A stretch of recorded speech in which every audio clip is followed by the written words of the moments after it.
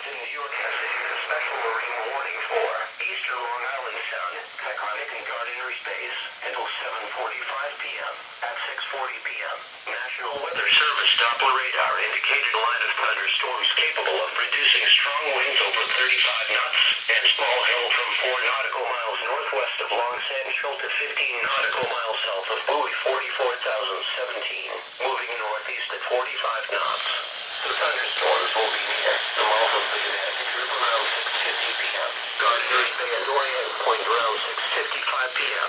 Plum Island around 7 p.m. Gardiner's Island around 7:05 p.m. Nappy Bay and Niagara Bay around 7:10 p.m. The Race around 7:15 p.m. Mariners can expect gusty winds, high waves, lightning, and heavy rains. Boaters should seek safe harbor immediately. Repeating, a special marine warning has been issued until 7:45 p.m. for the following marine locations: Long Island Sound east of New Haven, Connecticut to Port Jefferson, New York, and Peconic and Gardiner's Bays, New York.